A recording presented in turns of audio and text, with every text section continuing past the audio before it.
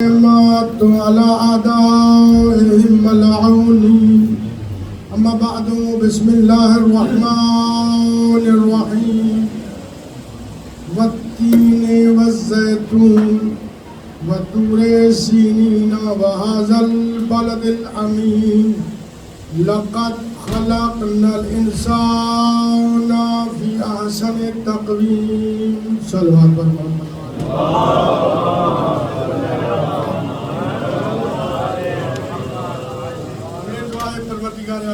تمام حضرات کا مومنین اور مومنات کا اس مقدس مقام پہ چل کے آنا اپنی بارگاہ میں منظور و مقبول فرمائے.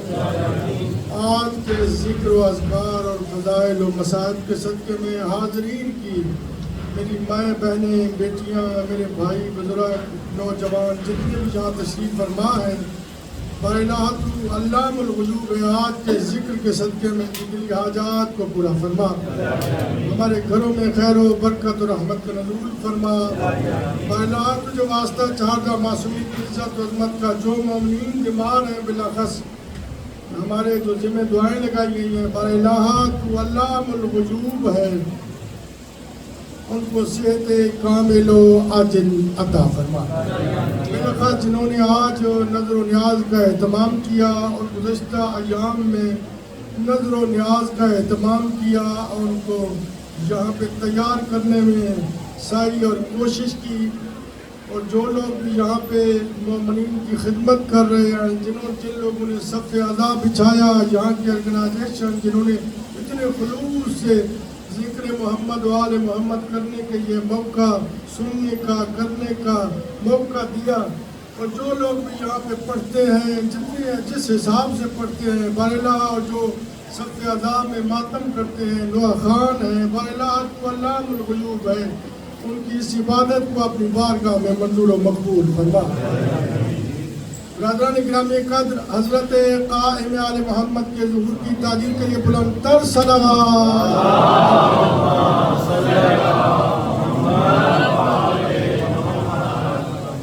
مجلس کی قبولیت کے لیے بآواز بلند صلوات.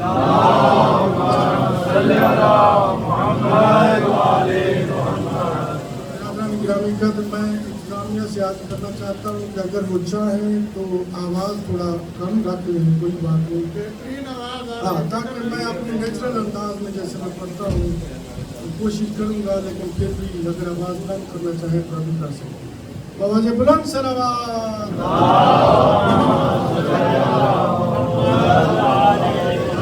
برادران گرامی قدر گزشتہ ایام میں نے آپ کی خدمت عالیہ میں جو سورہ مبارکہ کے آغاز کو سرنامہ کلام قرار دیا آج میں وہ سرنامہ کلام کی تشریح کرنا چاہتا ہوں کہ کس لحاظ سے میں نے قرآن مجید کی سورہ کے آغاز کو سرنامہ کلام قرار دیا. رب ذوالجلال نے پروردگار عالم نے وہ خالق ازل جس نے کائنات بنائی اور کائنات میں اشرف المخلوقات انسان کو بنایا اور انسان کی افزائش کے لیے نشو و نما کے لیے انسان کی سہولیات کے لیے پروردگار عالم نے لا تعداد نعمتوں کو خلق کیا اور نعمتیں خلق کرنے کے بعد پروردگار عالم نے ارشاد فرمایا وَإِن تَعُدُّوا نِعْمَةَ اللَّهِ لَا تُحْصُوهَا. توجہ میری طرف رکھیے گا اگر تم میری نعمتوں کو شمار کرنا چاہو گننا چاہو کاؤنٹ کرنا چاہو لا تحصوها تو کاؤنٹ نہیں کر سکتے یعنی اتنی لا تعداد و بے شمار انکاؤنٹیبل پروردگار عالم نے نعمتوں کو خلق کیا. وہ رب ذوالجلال جس نے انسان کو اتنا اشرف خلق کیا کہ انسان کے ایک ایک اعضاء کے بارے میں اگر جو ہے وہ غور و خوض کیا جائے تو لا مولا انسان کا ذہن اللہ کی طرف جاتا ہے کہ کتنا خالق علی کل شیء قدیر ہے کہ انسان کو اتنا خوبصورت خلق کیا. اس پروردگار عالم نے اپنی سب سے کامل اور اکمل اور مکمل کتاب وہ کتاب جس کے بارے میں ارشاد فرمایا کہ تمام کے تمام علم اس کتاب میں موجود ہیں.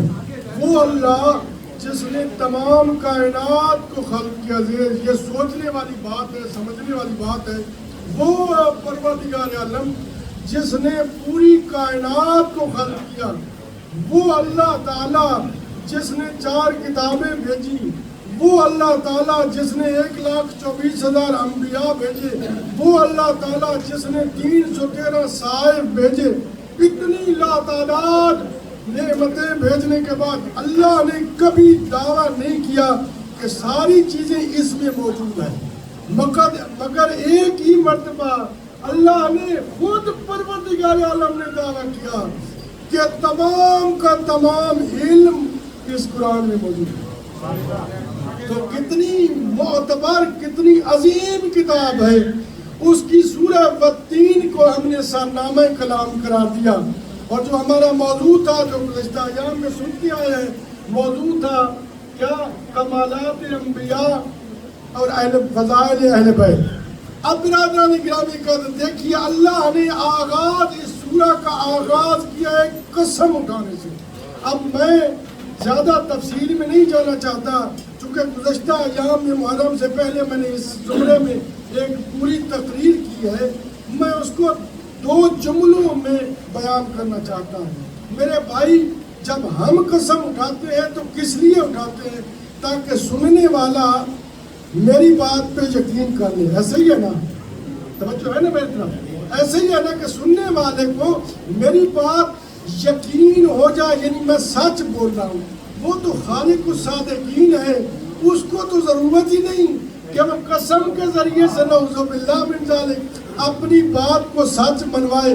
اس نے تو جو کہا وہ سچ ہے، اس نے تو جو کیا وہ حقیقت ہے، اس نے کون کہا وہ ہو گئی، اس نے کہا وہ ہو گئی۔ تو لہذا اللہ کو کیا ضرورت کہ قسم اٹھائے؟ تو اختصار کے ساتھ چونکہ بات کرنا ہے، اللہ نے اس لیے قسم اٹھائی، اللہ اپنے انسان کو بتلانا چاہ رہا ہے کہ میں علی کل شیء قدیر، قسم اٹھا کے کہہ رہا ہوں کہ جو بات ہونے والی ہے وہ بہت اہمیت کی حامل ہے۔ It is very very important that I am saying، جو اللہ کہہ رہا ہے کہ بہت امپورٹنٹ ہے۔ وہ کون سی امپورٹنٹ بات ہے؟ اللہ آغاز میں قسم اٹھا کے کہہ رہا ہے والتین، مجھے قسم ہے تین کے اس درخت کی۔ یعنی کون سے تین کے درخت کی؟ یعنی اس زمانے کی، توجہ چاہتا ہوں میں تشریح کرنے لگا ہوتا کہ بات آپ تک پہنچے، اس زمانے کی قسم جب حضرت آدم علیہ السلام نے جنت میں وہ درخت کا پھل کھا لیا تو اب کہا کہ اس جنت سے نکل جاؤ، اور جب کہا نا کہ اس جنت سے نکل جاؤ تو کہا کہ یہ لباس بھی یہاں پہ اتار کے جاؤ۔ یہ میں اپنے سے بات نہیں کر رہا، قرآن مجید کی بات ہے۔ کہا کہ یہ لباس بھی اتار دو۔ اب حضرت آدم اور حوا تھے، کوئی اور تو تھا نہیں، 2 ہی انسان تھے۔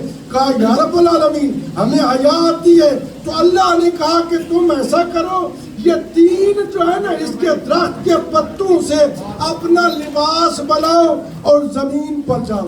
تو سب سے پہلے انسان جو زمین پر ہے ان کا لباس کیا تھا؟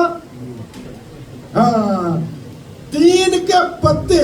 اب اللہ جو قسم کھا رہا ہے والتین، یعنی زمانہ آدم کی قسم، توجہ ہے نا، یعنی تین زمانہ آدم کی قسم، اور پھر دوسری قسم اٹھائی والزیتون، اور مجھے قسم ہے زیتون کی۔ پوری بات کا خلاصہ دے رہا ہوں آپ کو اسی جملے میں۔ اب زیتون کی قسم کیوں کھائی ہے؟ اس لیے کہ ایک زمانے میں ساری انسانیت تباہ ہو گئی، مگر وہی لوگ بچے جو حضرت نوح کی کشتی میں سوار ہو گئے۔ اب جب حضرت نوح کی کشتی ایک پہاڑی کے اوپر رکی تو انہوں نے کہا ابابیل کو کہ ابابیل جاؤ، جا کر دیکھو کہ زمین پر پانی ہے یا ختم ہو چکا۔ تو وہ ابابیل اڑتا ہوا گیا، نشانی کے طور پر، علامت کے طور پر وہ اپنی چونچ میں زیتون کا پتا لے کر آیا۔ جو ہے نا، وہ زیتون کا پتا لے کر آیا۔ اب اللہ کہہ رہا ہے اس، یعنی حضرت آدم کے زمانے کی قسم اور حضرت نوح کے اس زمانے کی قسم جب دوبارہ انسانیت آباد ہوئی، جو ہے نا، اور پھر تیسری قسم اٹھائی کیا؟ وَطُورِ سِینِینَ، اور مجھے قسم ہے طور سینا کی. اب طور سینا پہ کیا ہوا؟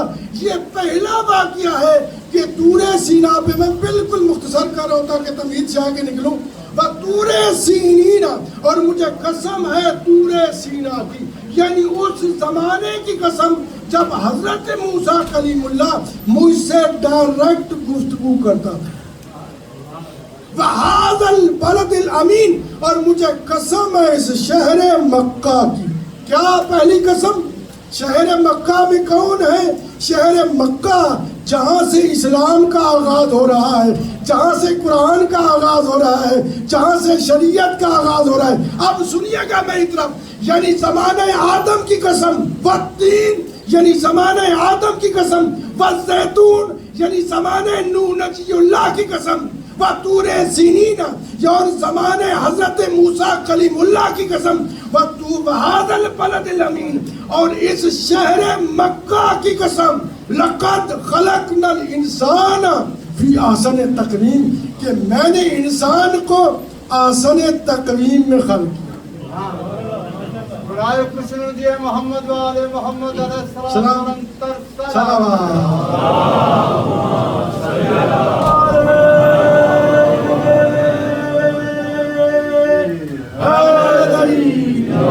یہ بات مقدمہ پہنچ گیا تو آپ انشاءاللہ آپ کو لطف آئے گا.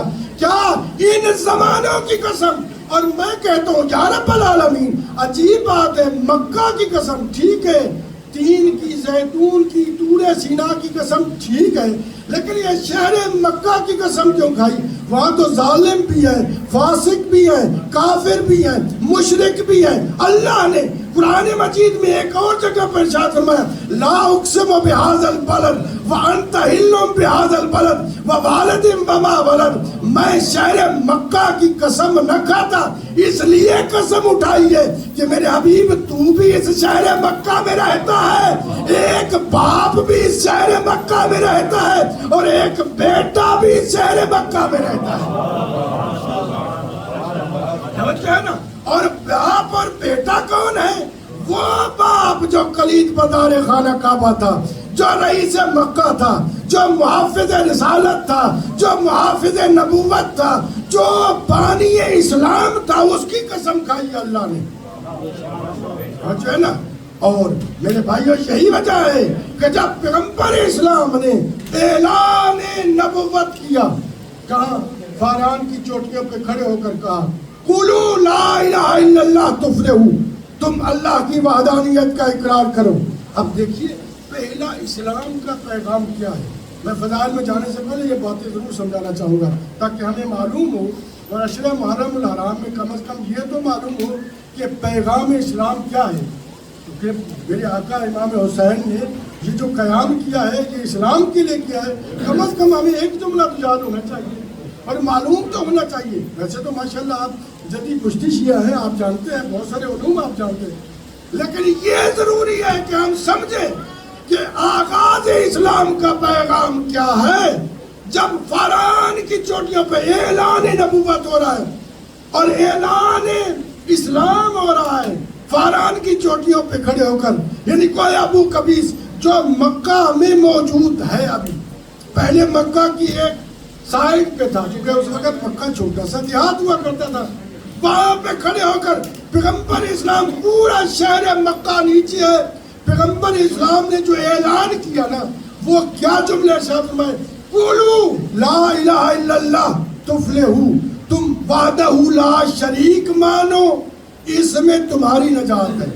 پیغمبر اسلام نے یہ نہیں کہا کہ مجھے نبی مانو، مجھے رسول مانو، مجھے اول العظم مانو، مجھے منتخب کرو، میرے لیے شورا قائم کرو، میرے لیے ووٹنگ کرو، مجھے مانو. نہیں، کہا کہ کیا کرو کہ اللہ کو وحدہ لا شریک مانو.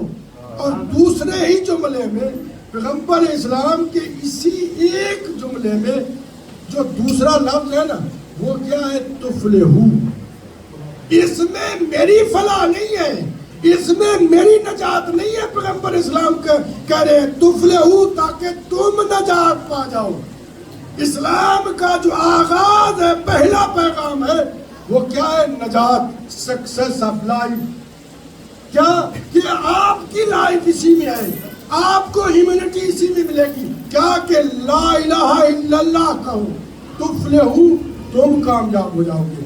اب پیغمبر اسلام نے جب یہ اعلان کیا تو اس وقت مکہ میں بڑے قبائل تھے, بڑے لوگ موجود تھے, اور وہ جب آئے تو سب سے پہلے بڑے اکڑ کے, بڑے روب کے ساتھ, توجہ چاہتا ہوں, بڑے روب کے ساتھ آئے, آ کر کہا اے محمد رسول اللہ, اے محمد, ہم چاہتے ہیں کہ آپ اپنے خدا کا پرچار کرو, ہمارے خدا کو برا مت کہیے.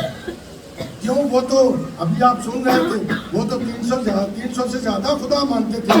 اب ایک اور آ جاتا تو کوئی عرض نہیں تھا, لیکن انہوں نے کہا ہمارے خداؤں کو برا مت کہو, یہ ان کا جملہ تھا.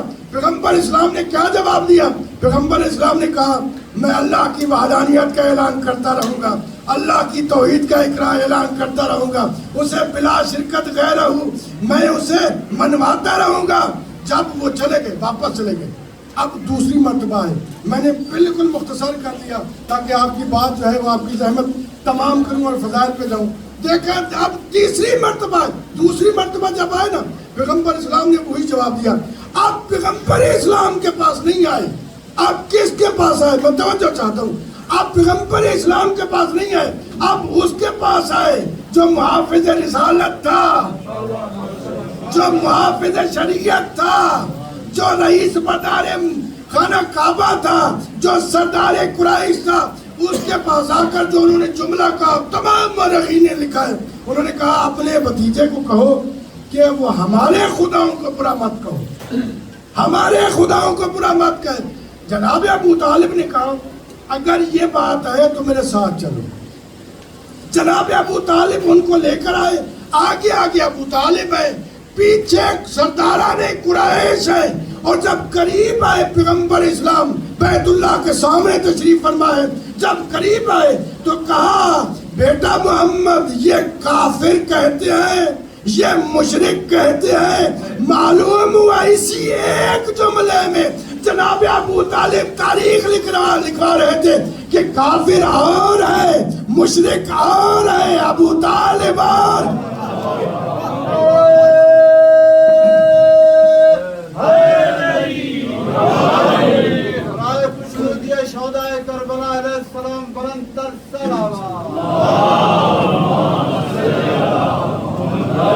کیا جملہ کہا کہ یہ کافر کہتے ہیں, اور پیغمبر اسلام نے وہی جواب دیا. کیا جواب دیا؟ کہا میں اللہ کی وحدانیت کا اعلان کرتا رہوں گا, اللہ کی توحید کا اعلان اقرار کرتا رہوں گا, یہ چاہے جو مرضی کر لے. اور پیغمبر اسلام نے ایک عجیب جملہ کہا, اگر توجہ چاہتا ہوں, اگر یہ سورج کو میرے دائیں ہاتھ کے اوپر, چاند کو میرے بائیں ہاتھ کے اوپر بھی رکھ دے, تب بھی میں اللہ کی وحدانیت کا اعلان کرتا رہوں گا. رسول اللہ کا زبان مقدس مصطفیٰ سے نکلا ہوا یہ جملہ اتنا پسند آیا, کہا میرے حبیب یہی ہاتھ اٹھائے گا ڈوبتے سورج کو پلٹا دوں گا, یہی ہاتھ اٹھائے گا چاند کے 2 ٹکڑے کر دوں گا.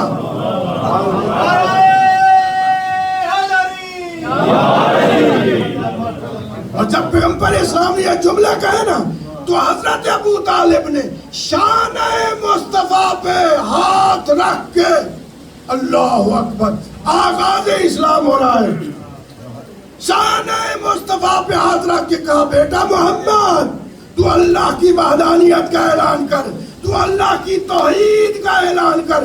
یہ کافر, یہ مشرک تیرا کچھ نہیں بگاڑ سکتے جب تک ابو طالب کی آخری خون کا قطرہ موجود ہے. اب یہ شان مصطفیٰ پہ ہاتھ رکھ کے ابو طالب کا یہ اعلان کرنا اللہ کو اتنا پسند آیا, کہا یہی شانہ ہوگا, تیرا بیٹا سوار ہو کے ان کے بتوں کو گرائے گا.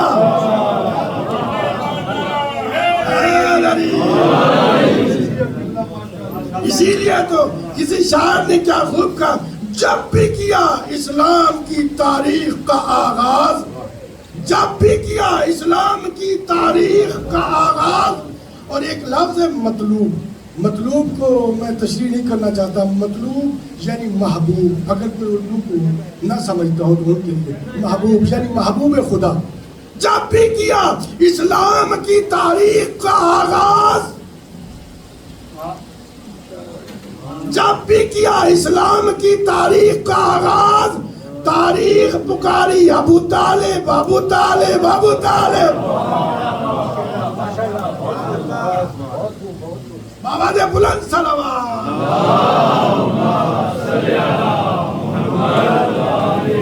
نہیں آپ نے سمجھا نہیں تو میں پھر بول دیتا ہوں، اسلام کی تاریخ پہ غالب ابو طالب، اللہ کے مطلوب کے طالب ابو طالب۔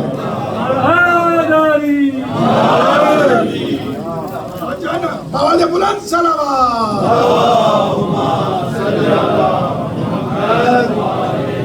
اس لیے یہ ہمیں کردار جناب ابو طالب بتلاتا ہے، اور ان کی میں دلیل قرآن مجید کی ان آیات سے دوں گا۔ جب حضرت ابراہیم و اسماعیل نے خانہ کعبہ کو تعمیر کر دیا تو اب حضرت ابراہیم حضرت اسماعیل نے اس خانہ کعبہ کی تعمیر کی اجرت مانگی۔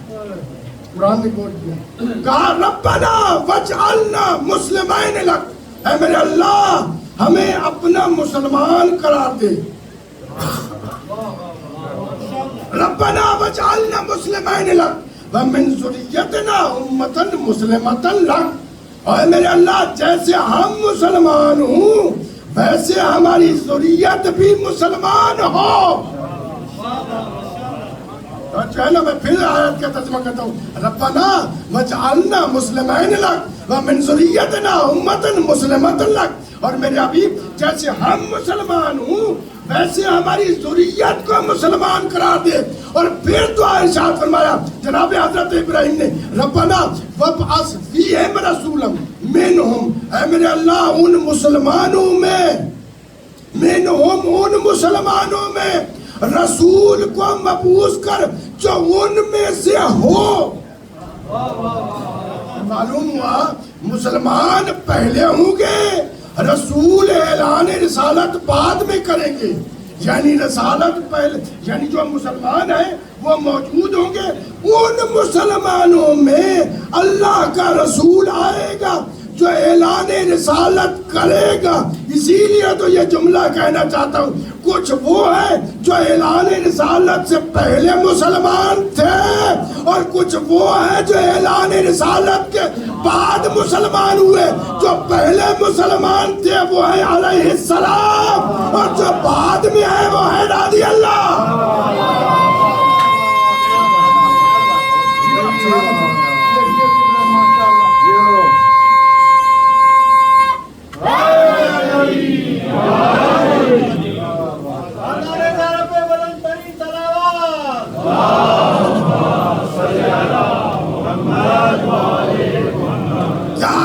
جناب ابو طالب کی، اور یہی وجہ ہے کہ وارث شریعت ابراہیمی اس وقت تھے جناب ابو طالب۔ اور جب حضرت پیغمبر اسلام پہ برا وقت آیا نا، برا وقت وہی مانا کہ مکہ والوں نے سوشل بائیکاٹ کیا، اور یہ ضروری ہے ہر انسان کو معلوم ہونا چاہیے کہ اہل اسلام پہ کیسی کیسی مشقتیں آئیں، کیسی کیسی مصیبتیں آئیں۔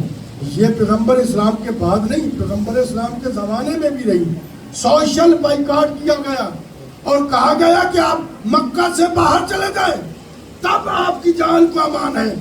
اب یہاں پہ شعب ابی طالب میں گئے کون؟ جو مسلمان تھے۔ مکہ میں رہے کون؟ جو کافر تھے۔ شعب ابی طالب میں تاریخ بتلاتی ہے کہ خاندان ابو طالب کے علاوہ کوئی تھا ہی نہیں۔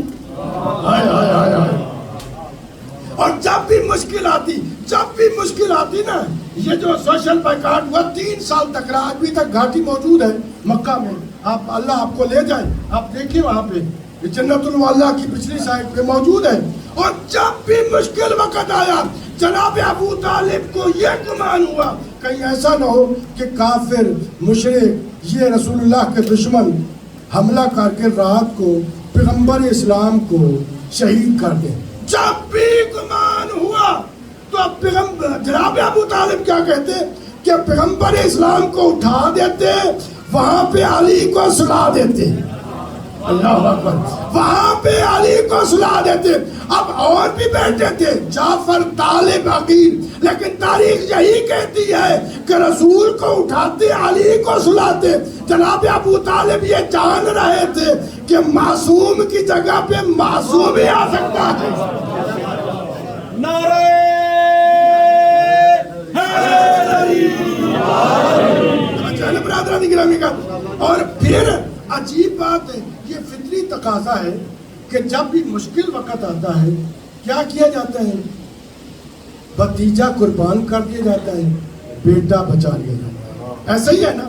میں صحیح کہہ رہا ہوں نا کہ بھتیجا قربان کر دیتا ہے. انسان کی محبت زیادہ بیٹے سے ہوتی ہے، لیکن یہاں عمل مختلف ہو رہا تھا.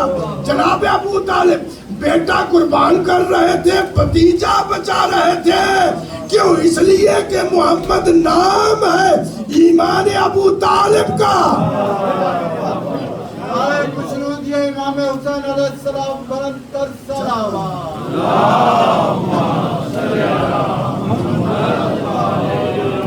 اور میں نے آخری جملہ سن لیجئے کہ جناب ابو طالب نے عجیب عمل کیا. اور وہ کیا کیا کہ پیغمبر اسلام نے 3 سال کے بعد کہا اے چچا ابو طالب آپ جائیے مکہ والوں کو جا کر کہہ دو کہ وہ جو معاہدہ لکھا گیا تھا، وہ جو کعبہ کے اوپر لٹکا دیا تھا، اس کو دیمک چاٹ گئی. اب معاہدہ یہ تھا، توجہ سے سننا، معاہدہ یہ تھا کہ اس معاہدے کے دوران جو مکہ آئے گا ہم اسے قتل کر دیں گے. اب پیغمبر اسلام نے شاب ابو طالب نے کہا کہ چچا وہ دیمک چاٹ چکی ہے. ابو طالب نے دیکھا نہیں. جان کا خطرہ تھا. اگر مکہ میں معاہدہ موجود ہوتا اور جناب ابو طالب آتے تو جان کا خطرہ تھا، لیکن یہ ایمان ابو طالب تھا. جیسے ہی رسول اللہ نے کہا وہ آئے اور سینہ تان کے آئے، کہا لفظ محمد کے علاوہ اور معاہدہ سب ختم. وہ دیمک چاٹ چکی ہے. یہی وجہ ہے اس کے بعد یہ معاہدہ جو ہے وہ ختم ہوا. ایک اور اسلام کا آغاز ہوا. وہ جو جناب ابو طالب آئے مکہ میں، یہاں سے اسلام کا آغاز ہوا. شاب ابو طالب کے بعد یہی وجہ ہے میرے بھائیو، یہی وجہ ہے کہ ہم ابو طالب کو نہ رسول مانتے ہیں، نہ امام مانتے ہیں، نہ ولی مانتے ہیں، بلکہ ہم تو کہتے ہیں ابو طالب نام ہے اس ذات کا جو کل ایمان کا بھی باپ ہو. ارے ارے ارے ارے تھوڑا سا تو بولیے یار.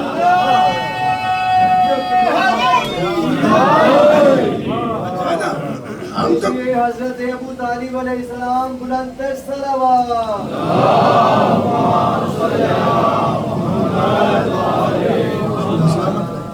اور یہی وجہ ہے ہمارے سامنے مثالیں موجود ہیں قرآن مجید میں کہ جب حضرت عیسیٰ روح اللہ کی ولادت ہوئی اور جناب حضرت مریم، میں نے پورا واقعہ انشاءاللہ 1-2 منٹ میں بیان کرنا چونکہ وقت مختصر ہے اور میں چاہتا تھا کہ کچھ اور فضائل پڑھوں، لیکن چونکہ مسائل کی آتے ہیں.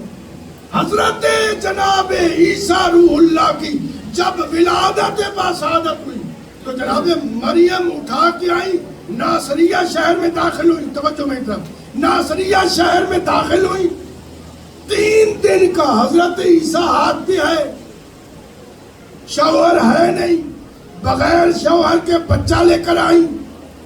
تو سامنے جیسے ہی ناصریہ شہر میں داخل ہونے لگی تو سامنے یہودی علماء، بڑے بڑے علماء، بعض روایتوں میں 70، بعض روایتوں میں 700 لوگ موجود تھے. اور وہ کہنے لگے یا اخت ہارون، قرآن نے یہ کوٹ کیا ہے، یا اخت ہارون ما کان ابوک امرأ سوء وما کانت امک بغیہ. اے اخت ہارون، اے ہارون کی بہن مریم، نہ تیرا باپ بد کردار تھا، نہ تیری ماں بد کردار تھی، پھر بغیر شوہر کے یہ بچہ. اللہ نے حضرت جناب مریم کو صلوات پر محمد وآل محمد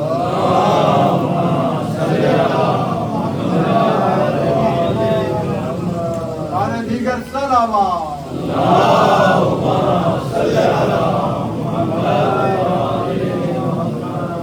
حضرت جناب مریم، حضرت جناب مریم بغیر شوہر کے 3 دن کا بچہ لے کر آئی. جب انہوں نے کہا نا کہ تیرا باپ بھی بات کردار نہیں تھا، تیری ماں بھی بات کردار نہیں تھی، پھر یہ بچہ، اللہ نے جناب مریم کو کہا تھا کہ اے مریم آج آپ روزہ رکھ لیں. اور ہمارے زمانے میں تو ہم تو اس زمانے میں کھانے پینے سے رکھتے ہیں نا، اس زمانے میں روزہ کلام بھی نہیں کرنا ہوتا تھا.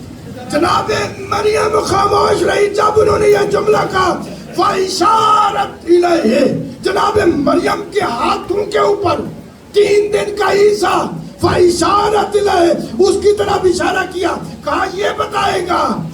اب وہ گھبرا کے کہنے لگے کیف نکلم من کان فی المہد صبیا، قرآن کی آیت بتاتی ہے. وہ کہنے لگے کہ یہ کیسے بولے گا، یہ 3 دن کا بچہ یہ بولے گا کہ تو بچہ کہاں سے لائی. تو اس وقت جناب حضرت عیسیٰ روح اللہ نے 3 دن کے حضرت عیسیٰ روح اللہ نے کہا انی عبداللہ اتانی الکتاب وجعلنی نبیا، میں اللہ کا بندہ ہوں، اللہ نے مجھے نبوت دی ہے، مجھے کتاب دی ہے. اب اعتراض کس کے اوپر تھا؟ حضرت جناب مریم کے ماں باپ کے اوپر. یہی وجہ ہے، بات تو سمجھ آ رہی ہے. حضرت جناب مریم کے ماں باپ کے اوپر اعتراض تھا. اور جناب حضرت عیسیٰ کہہ رہے ہیں میں اللہ کا نبی ہوں، مجھے کتاب دی گئی ہے. جیسے یہ جملہ کا سب یہودی علماء چلے گئے، جتنے لوگ تھے سب چلے گئے. اور روایتوں میں کچھ تو اتنے دہشت زدہ ہوئے ایک دوسرے کے اوپر گر گئے. اب سوال تھا جناب مریم کے ماں باپ کے اوپر، اور یہ دوڑ گئے. حضرت عیسیٰ نے کہا کہ میں اللہ کا نبی ہوں، کتاب دی گئی ہے. اگرچہ وہ کافر تھے، وہ یہودی تھے، لیکن یہ جانتے تھے جو ذات منصب الہیہ پہ فائز ہوتی ہے اس کے ماں باپ میں شک کی گنجائش نہیں ہے.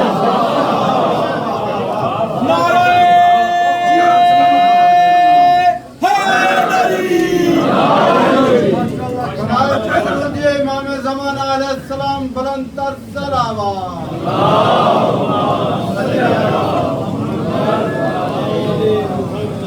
اور یہی وجہ ہے ہمارے سامنے حضرت جناب بابا سے بلند صلوات. حضرت جناب ابو طالب نے پوری زندگی اسلام کی حفاظت کی ہے.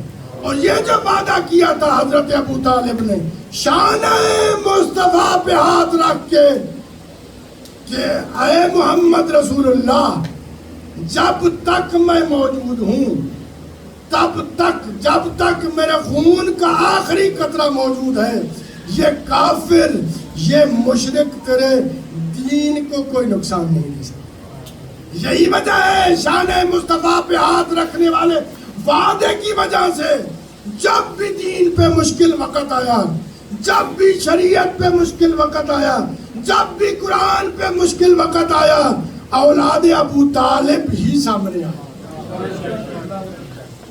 اولاد حضرت جناب ابو طالب سامنے آئے دین کی حفاظت کے لیے، شریعت کی حفاظت کے لیے، قرآن کی حفاظت کے لیے. یہی وجہ ہے جن کا میں نے تذکرہ کرنا ہے کہ یہی وجہ ہے کہ وہ بھی ابو طالب بن کر 14 سال کا ابو طالب بن کر اسلام کی حفاظت کر رہا تھا کربلا میں. اللہ اکبر. اور میرے آقا امام حسین ابو طالب بن کر اپنے بیٹے کے لاش کے ٹکڑے ایسے کربلا کے ریگستان سے اٹھا رہے تھے، ٹکڑوں کے ایسے جمع کر رہے تھے جیسے مالی باغ میں پھول چنتا. تھوڑا سا لائٹ بند کر دیں. برادران گرامی قادر، میرے آقا حضرت امام حسین علیہ السلام نے اپنا سب کچھ قربان کر دیا. لیکن بھائیو یہ فطرت انسانی کا تقاضا ہے، انسان کی فطرت کا تقاضا ہے. اگر بھائی دنیا میں نہ رہے نا تو اس کے بیٹے سے بہت پیار ہوتا ہے، بڑی محبت ہوتی ہے اس کے بیٹے سے. یہی وجہ ہے کہ جناب حضرت قاسم کو میرے آقا امام حسین بہت پیار کرتے ہیں. اپنے بیٹوں سے بھی زیادہ پیار کرتے تھے اور ایسے سنبھالا اتنے ناز سے پالا جناب قاسم کو. جب بھی جناب قاسم کی کوئی خواہش ہوتی آرزو ہوتی حسین امام وقت بن کر وہ پوری. وہ وقت آ گیا شب عاشور آ گئی. حسین خیام اصحاب میں گئے سب اصحاب کو جمع کیا اور ایک مرتبہ کہا علی اکبر دیا بجھا دو. ہائے ہائے جو رونے کے لیے ہے انشاءاللہ آپ کی آنکھوں کا آپ کی آنسوں کا میں ذمہ دار ہو کر متوجہ رہے. کہا کہ علی اکبر دیا بجھا دو اور جب دوبارہ دیا جلایا گیا نہ کہا جو جانا چاہتا ہے چلا جائے میں اس کی جنت کا ذمہ دار ہوں. یہی وجہ ہے کہ تمام انبیاء و مرسلین کہتے ہیں جیسے اصحاب حسین کو ملے رسول پکارتے تھے صحابہ نہیں آتے تھے. حسین کہہ رہے ہیں کہ چلے جاؤ صحابہ جا نہیں رہے. اور ایک مرتبہ جب دیا جلایا گیا تو ایک ننھا سا مجاہد سامنے آ کے کہتا ہے چچا کل کی شہیدوں میں کیا میرا نام بھی ہے؟ اجرکم اللہ اجرکم اللہ. کسی مصاحب خان کی یہ کمال نہیں ہے یہ آپ کی محبتوں کا کمال ہے کہ آپ کی آنکھوں میں آنسو آ گئے. ازادر ہو یہ چھوٹا سا مجاہد فقط پوچھ نہیں رہا تھا تاریخ نے بتلایا ہے یہ اپنی ایڑیاں اٹھا کے پوچھ رہا تھا کہ کہیں چچا یہ نہ کہہ دے کہ آپ چھوٹے ہیں لہذا آپ کو شہید نہیں ہونا. جب جناب قاسم نے یہ پوچھا نا تو میرے آقا امام حسین نے سوال کیا قاسم کیف الموت عندک. اے قاسم آپ کے نزدیک موت کیسی ہے؟ جناب قاسم کا وہ جملہ سنو گے قیامت خیز جملہ کا اعلیٰ من العار. اے چچا جان اپنے آپ کو تجھ پر قربان کر دینا شاید سے زیادہ بیٹا ہے. اور پھر سوال کیا جناب قاسم نے تو میرے آقا امام حسین نے کہا بیٹا قاسم کل کے شہیدوں میں نام علی اصغر کا بھی ہے. اور یہ بنی ہاشم کا جوان تھا. ایک مرتبہ تڑپ کے کہتے ہیں بابا کیا وہ خیام میں آ جائیں گے؟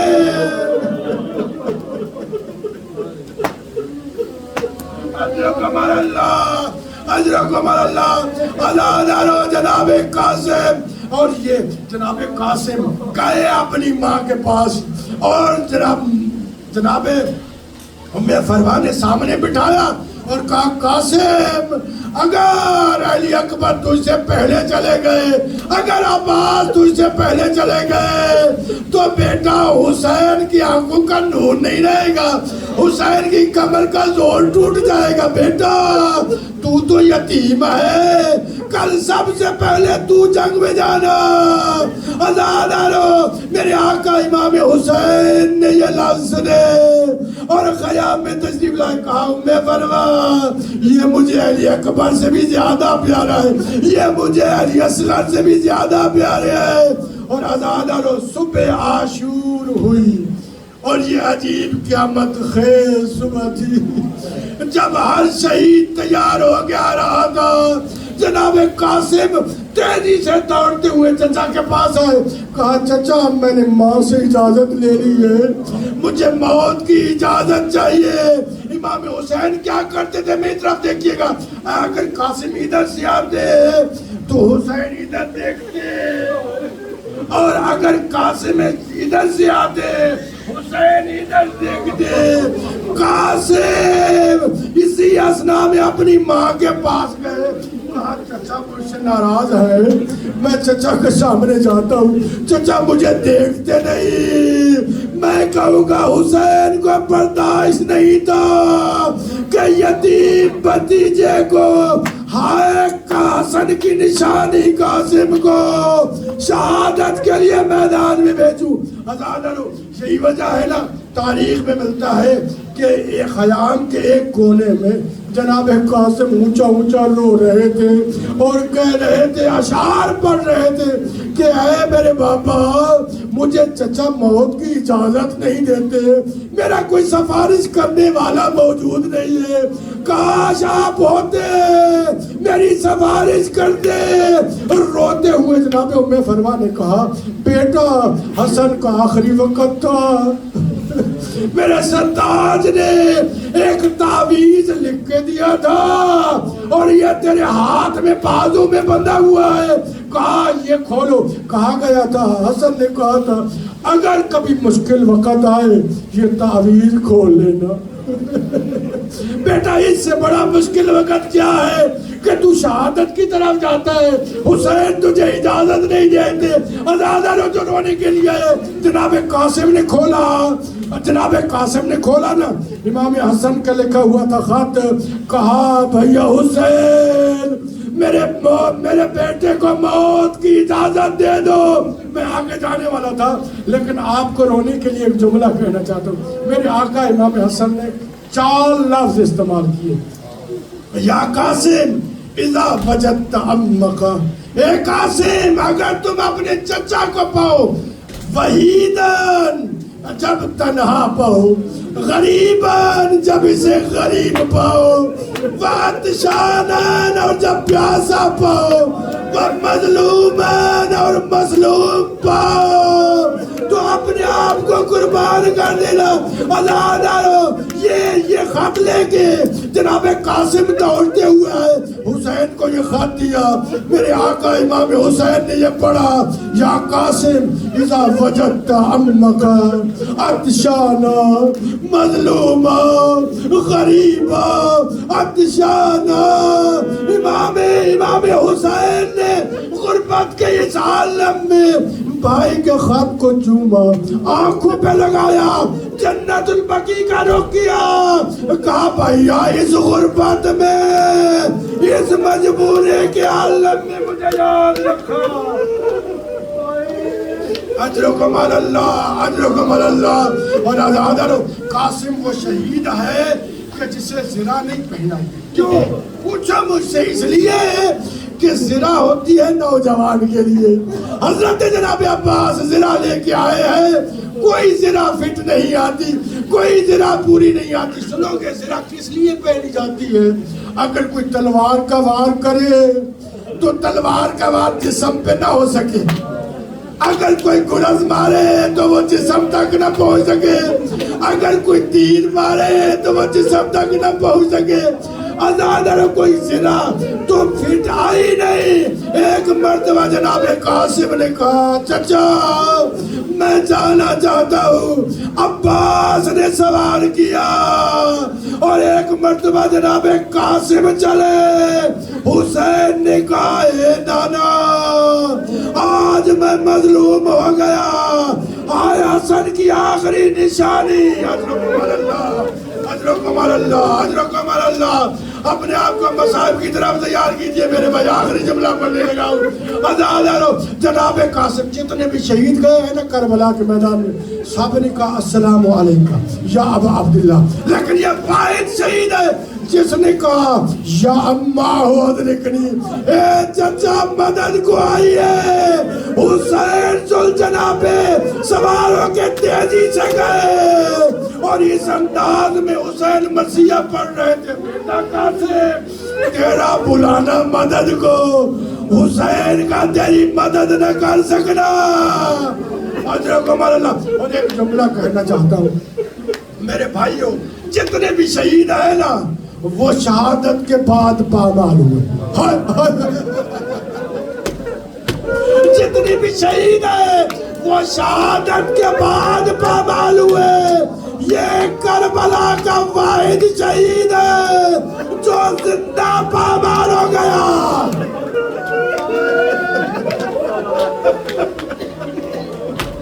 اور میرے آقا حسین کربلا کے میدان میں نظر یمیناً و شمالاً، حسین ادھر بھی دیکھتے ہیں ادھر بھی دیکھتے ہیں اور پھر کہتے ہیں این این یا قاسم، اے قاسم کہاں ہو، این این یا قاسم، اے میرے بیٹے قاسم کہاں ہو۔ پھر امام نے کہا انادیکم فلما لا تجیبونی، بیٹا قاسم میں تجھے پکارتا ہوں، میرے سلام کا جواب کیوں نہیں دیتے؟ پہلے جب بھی بلاتا تھا تو کہتے تھے لبیک یا ابا، اے چچا لبیک لبیک، بیٹا حسین پکار رہا ہے، ایک مرتبہ کہا نا حسین پکار رہا ہے، تو جناب قاسم کی ہر لاش کے ٹکڑے سے آواز آئی لبیک یا حسین، لبیک یا حسین، کہا نا سب لوگ کہو لبیک یا حسین، لبیک یا حسین۔ جیسے ہی قاسم کے لاش کے ٹکڑوں سے یہ آواز آئی نا، میرے آقا امام حسین نے قاسم کے لاشے کو اٹھانا چاہا، کیسے؟ ابا کا دامن لیا، ابا کا دامن پھیلایا اور قاسم کا ایک لاش کا ٹکڑا یہاں سے، ایک لاش کا ٹکڑا یہاں سے، ٹکڑے اٹھا رہے تھے، اچانک دیکھا ایک پردہ پوش جوان ہے جو حسین کے اس غربت کے عالم میں حسین کی مدد کر رہا ہے۔ کہا کون ہے اس غربت کے عالم میں؟ کہا حسین بھائی آپ پہچانو، میں حسن جنت البقیع سے آ گیا۔ ہائے جناب میں پروان ہوتی رہی، بیٹا میری بڑھاپے کا سہارا۔